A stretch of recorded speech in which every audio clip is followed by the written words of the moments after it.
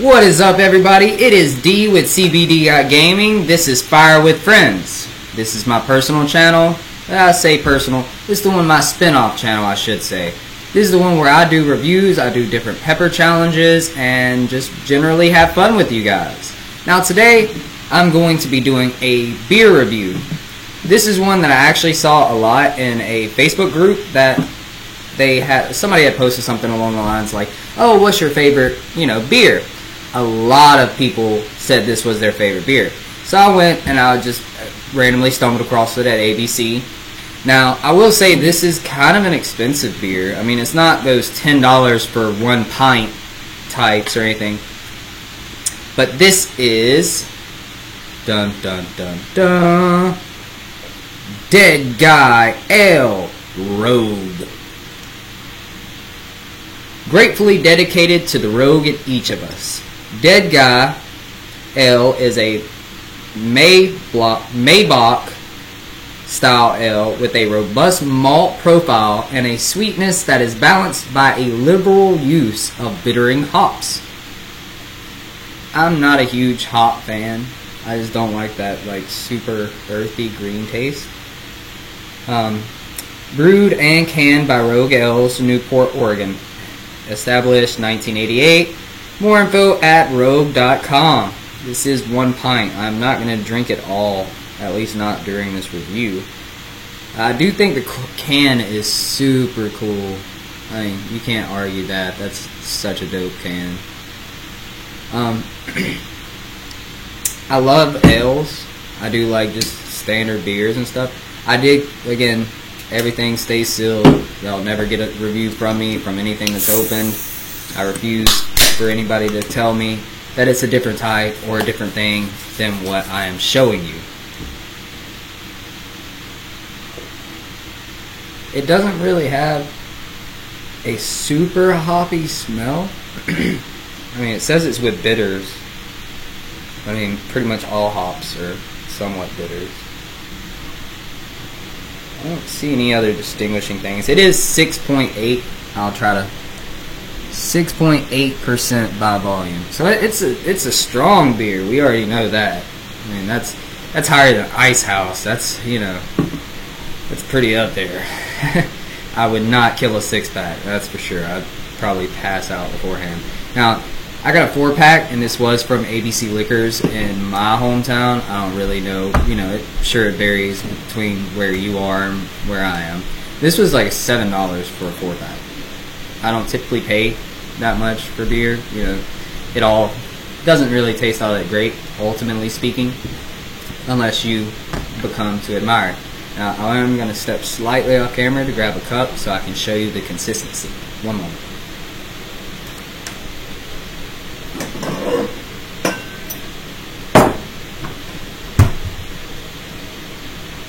I just realized I said consistency. It's going to be the same consistency as all beer. It's a liquid. But the hue, the coloring, all that type of stuff. So as you can see, it's like a deep amber hue. Let's see if I can fit all of it into the glass. That'd be great. Not quite a pint. Yeah, I'd say that's comparison to not quite as dark as a lager. Maybe a Samuel Adam. Their ales are pretty deep like this as well. Pouring it, you can smell more of the hops. It has actually a really good overtone. No citrus offsets. No other real things. Honestly, it just kind of smells sweet and green. So let's try it.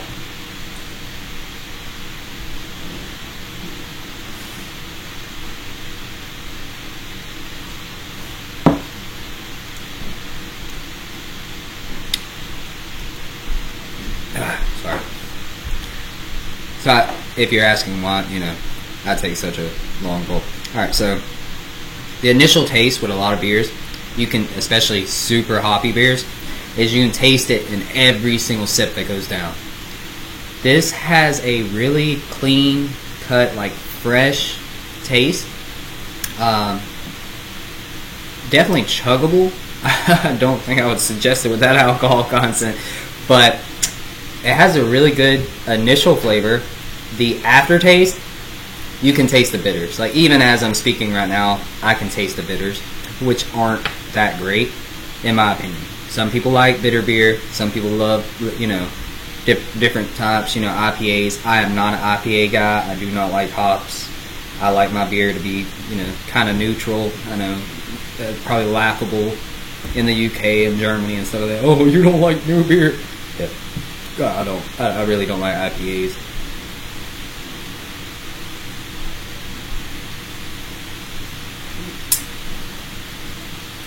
I do like it though. It has a wonderful taste.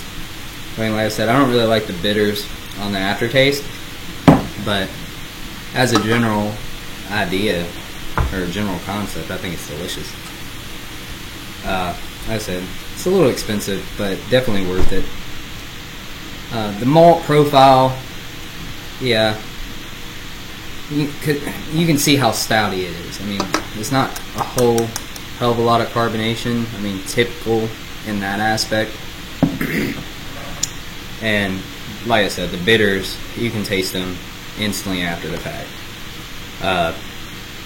On a taste scale from 1 to 10, I put this at a 7, probably an 8, solid 7.5 at the very least. It's not the best beer I've ever had, but it's top 10 for sure. I mean, it's delicious. If y'all ever get a chance to try it, I wholeheartedly suggest it. It's delicious. It's, it'll get you drunk, and probably a lot more than you anticipate. They do have Facebook, Twitter, Instagram. It's #DeadGuyAle. Like I said, it's one of the more prominent beers that a lot of the people in the community on a Facebook group, Man the Fuck Up, all the men there said that this is one of their, or I say all the men, a good majority of the men said this is one of their favorite ales, and I can totally see where they're getting it from and why they think it's so good. Disclaimer, I am over the age of 21. I am 27 years old. Do not drink this if you are underage. Do not condone any type of underage anything. I have children. I don't want them to do things like that. So I'll just say it to all of you right now. If you're underage, do not do this. It is alcohol. Wait your time. You don't need to fuck up too early. Alright, so yeah. Solid 7.5. Has a great full body flavor. It's not too filling. And it doesn't have, even though the bitters is offsetting as an initial taste, I feel like the more I drink it, the fact that the bitters are already there, I don't have as much of a problem with drinking it, and it just accents the flavor even more. So, like I said, if you're ever in the neighborhood, you're ever anywhere that sells this, it is Dead Guy Ale Rogue Edition. I don't know if it's an edition, it's just Dead Guy Ale Rogue. But, like I said, great beer. Great taste. If you get a chance, try it. And that's just my personal opinion. But this is the Fire with Friends review. Thank you for joining me, and I will see you guys next time.